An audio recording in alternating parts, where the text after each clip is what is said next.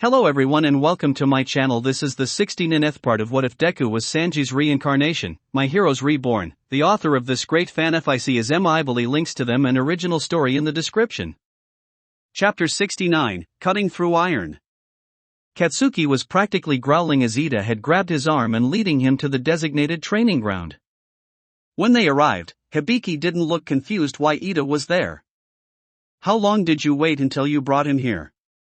asked Hibiki. "We waited 10 minutes until it was decided that I would bring him here," said Ida. Hibiki tried not to laugh at this. "Fucking asshole!" yelled Katsuki. "Save it for when we get started," said Hibiki. Katsuki smirked when he said that. "I'll give you a minute to get out of here, class rep," said Hibiki. "Thank you," said Ida, who sped away knowing it was probably better to get out of there fast considering Izuku's reassessment. "Okay, let me explain something before we get started," said Hibiki. "I held back during the exam." "What?" asked Katsuki. "I didn't go all out during the exam for multiple reasons," said Hibiki, including part of the reason is that we told to hold back to give everyone a chance. Katsuki snorted, like that worked for everyone. "You want to be a maze created by Nizu?" asked Hibiki, because that was pretty much one of the exams. "Wait, seriously? That is fucked up," said Katsuki. "But you kind of expect it, you know," said Aiko. "A superintendent maybe mouse thing putting humans into a Gantt maze makes a sick amount of sense if you think about it." "Are we going to do it?" muttered Katsuki. "Class rep is in the clear, so," said Aiko. "Alright then. There's something I want you to do for your first move," said Hibiki. What? asked Katsuki. "Unleash the biggest explosion you can on me," said Hibiki. "What?" asked Katsuki. "I told you that's what I want," said Hibiki. He noticed that Hibiki didn't have his visor or headphones on him. "What are you up to?" asked Katsuki, going into Zoro mode. "Just do it and you'll see," said Hibiki with a shrug.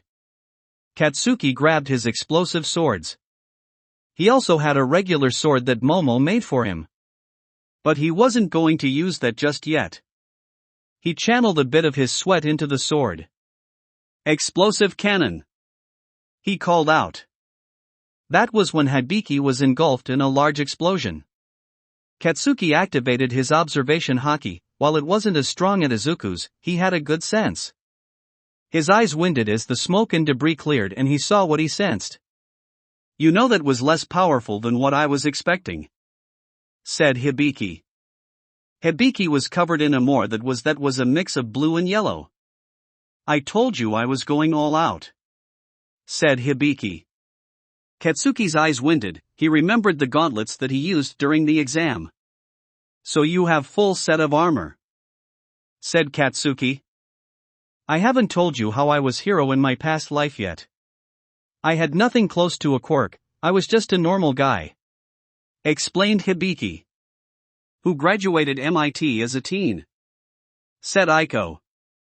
"Okay, a normal guy with genius intellect," amended Hibiki, "but yeah. I wasn't a Norse god, I wasn't a super solider from World War II, nor did I have spider powers, just a guy in a suit. Why, I get the feeling that there's a snarky line involving that," said Katsuki with a sweat drop. "Take the suit away and you're left with a genius billionaire playboy philanthropist," said Aiko. "Why did I ever tell you about that?" he muttered. "But the point is this: an armor specially built to handle explosions, you can go all out with your quirk and you don't have worry." Katsuki looked at Hibiki and grinned. While he knew it didn't matter if he won or not, he still wanted to beat him. Especially since Hibiki didn't know about that. "Hibiki, I really don't like that grin," said Aiko. "I have a bad feeling about this," said Hibiki. Meanwhile, Izuku was almost at the observation room. "Midoriya," called out Ida. Oh hey Ida, said Izuku, did Kaken get lost? He did, said Ida. Thought so, sighed Izuku with a sweat drop, not sounding surprised. They got to the observation room to see that the fight had just gotten started. Izuku saw that Hibiki was in full armor. He's in his armor, said Izuku, who's honestly been wanting to see it. He is, said Momo. Is that really a big deal? Asked Sato. That's how he was a hero in his past life, said Izuku. Everyone had heard about it in some way or another, that their mentor was one in his previous life. Though I think Kaken's going to give him a hard time, said Izuku. There was an awkward silence. What? Asked Kaminari. Well, it's something from his past life, said Izuku, who clearly wasn't going to give more information. There was an awkward silence in the room. Everyone knew about the insane abilities that Izuku had. So creating tornadoes, said Todoroki. It's just one thing he can do, said Izuku. No one said anything after that, though Aizawa did have to fight off a headache. Back in the training ground, Katsuki decided to toy around with Hibiki a bit first by showing off a bit of using all three of his swords. Alright, let's do this, said Katsuki, using all three swords. You can talk coherently with a sword in your mouth, said Hibiki. Don't anger him, said Aiko. Hibiki's sweat dropped. The fighting was pretty even at this point, due to the fact that neither one of them were using their quirks. However, Katsuki decided it was time to finally and truly mess with him. He put away his explosive sword and out his mouth. He gave off a rather demented grin. Lion's song, he called out as he swiped at one of Hibiki's arms. Hibiki, though his armor could take the attack, he was wrong as it cut through the armor, and the arm started to spark. What the? Muttered Hibiki. The damage, it has been completely cut though. Only missing your skin, explained Aiko. I'm ejecting the arm. The armor's arm below the elbow popped off, breaking off into two pieces. Hibiki looked at his arm, not even. The clothes under his armor was unaffected. You can cut through metal, he yelled. I can, said Katsuki. You were uber tier, weren't you? Asked Hibiki. Katsuki only grinned. In the observation room it was quiet, because they saw that Katsuki had just cut through the armor. Did he just cut through metal? Asked Kaminari. He did, said Izuku. You knew about this, didn't you? Asked Kirishima. Yeah, said Izuku. There was an awkward silence. He's only getting started, isn't he? Asked Kirishima. He is, said Izuku. It should be noted that Momo was also watching in interest. She had been wanting to ask Katsuki to teach her some things after all. Back in the training grounds. Okay. Ready any and all backups I set aside for this, also engage in quirk settings, said Hibiki. Should I play the agreed upon song?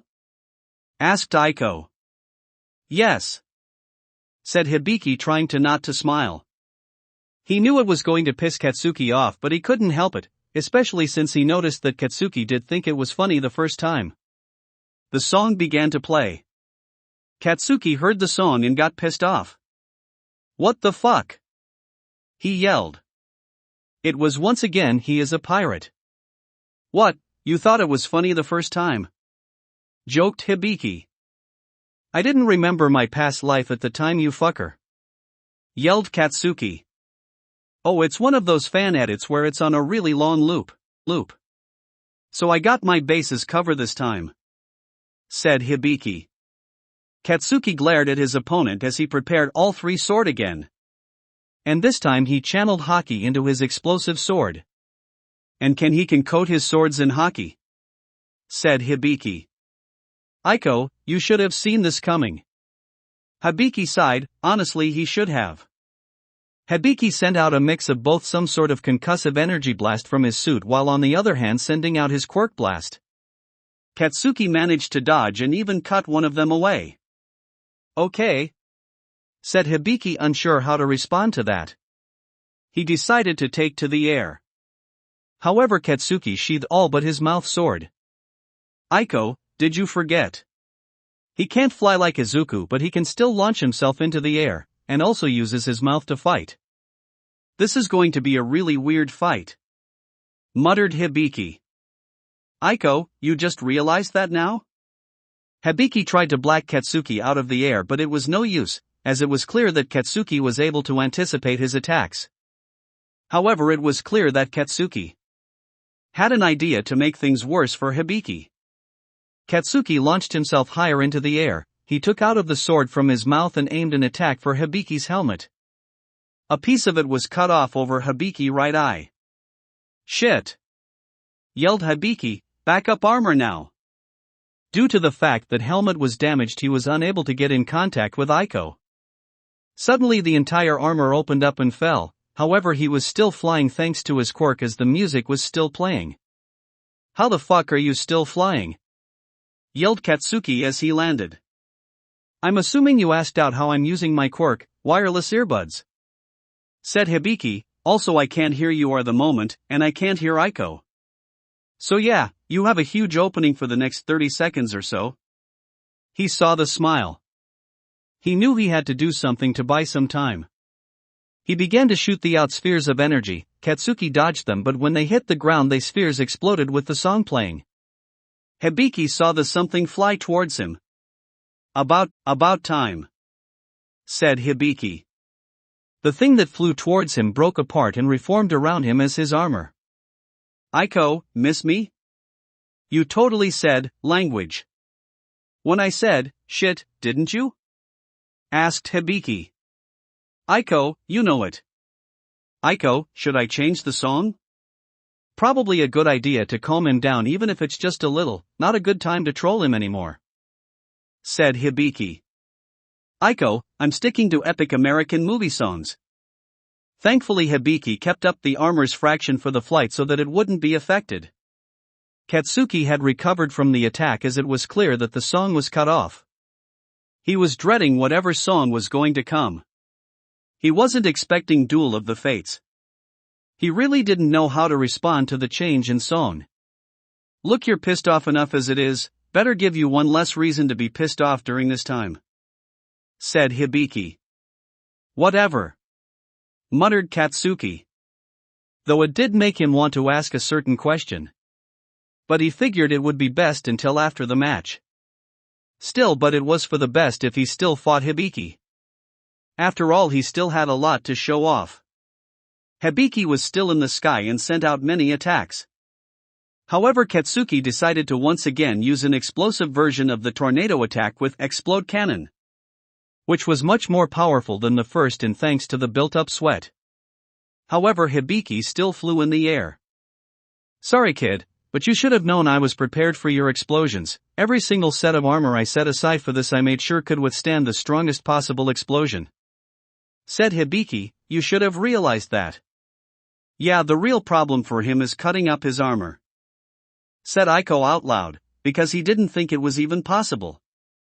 Which she also put onto the screen. Thank you Aiko, muttered Hibiki. Aiko, N_N. How many back armors do you have? Asked Katsuki. Please don't cut them apart, said Hibiki with eye twitching. What, too expensive? Asked Katsuki. You know what, just never mind, muttered Hibiki. It's a pride thing, he built of these, you know, said Aiko. Katsuki just shrugged, kind of getting it. But that didn't mean he wasn't going to cut apart the armor. After all, it was important to show just how far he could do.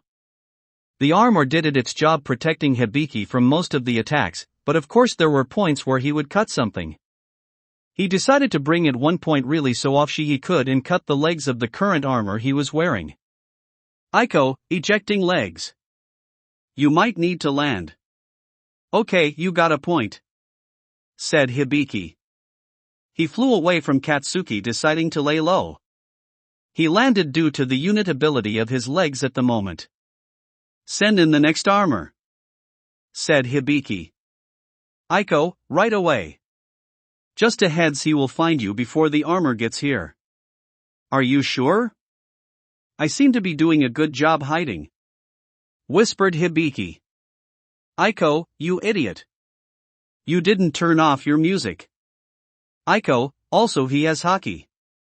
That was when Katsuki suddenly jumped in. Of course, muttered Hibiki. That was when he grabbed all three swords with a piece cut that completely wrecked the armor he was wearing. A blast of air. The piece fell off. But that was when he noticed something. The armor he was wearing was the only thing damaged, none of his body, clothes, or even the wall behind was undamaged. Of Karu's he should have noticed before, but it really hit him this time. You can completely control what you can cut, said Hibiki, who sounded a bit terrified. I can, but I'm going to go easy and wait until you have your next armor, said Katsuki. Hibiki just stared at him. Yeah, remember he can't hear you, all he can hear right now is John Williams' epic music from a crappy movie, said Aiko. Katsuki just sighed. That was when he saw the armor come in and Hibiki put it in on. I'm not going to repeat myself from earlier, said Katsuki. Too bad, already fed him the transcript as soon as his helmet was on, said Aiko. I hate you, growled Katsuki. I know, said Aiko. Yeah, she has that effect on a lot of people, said Hibiki. He then sent out a powerful musical blast. This went on for a while, with Katsuki continuing to cut away piece of the armor at times, and Hibiki deciding it was better to only grab another armor if the damage was too much. This went on for quite a while, but Katsuki de-iced one final move. It was an attack he hadn't used often. But it was one of his strongest attacks and would probably raise a ton of questions. But he didn't care, it was about showing off what he can do. Might as well use it for one of his final attacks. As the dust started to clear, Hibiki looked at Katsuki. Aiko, am I hallucinating? Asked Hibiki. Aiko, no you are not, because I'm viewing this from many angles and I see it too. Because Bakugo had 3 heads and 6 arms. Logic doesn't exist in that pirate world, does it? Said Hibiki. Pretty sure Izuku admitted that he gave up on logic multiple times, said Aiko. Ah, right, said Hibiki. Hibiki ended up taking the attack thanks to the flurry of 9 blades. Once Katsuki was done. I give up, yelled Hibiki. Figures you couldn't take it all, said Katsuki. In the observation room, almost the entire room was gaping at what just happened. You knew he could do that, said Kirishima. Yeah, never asked how though, said Izuku. They heard a thud and looked where it came from, and Mineta was on the ground with his leg twitching slightly. Guys, Mineta just fainted, said Kaminari. Recovery Girl sighed, knowing she would have to take care of that. Remember, Midori was friends with a talking starfish in his past life, said Mina. Oh yeah. I almost forgot about that, said Siro. I tried to forget about it, muttered Kyoka. Aizawa just sighed. The only thing he was glad about was that this didn't happen during camp. Granted, the fact that Katsuki remembered during camp still didn't matter. The power levels were just insane. Back at the training ground, the pieces of his armor fell off as he took out his earbuds. What the hell was that? Yelled Hibiki. Just something I learned how to do with my past life, said Katsuki with a shrug. Hibiki looked at Katsuki. I am not going to get a straight answer, said Hibiki. Katsuki didn't answer that. Of course, muttered Hibiki. By the way, I was thinking, said Katsuki.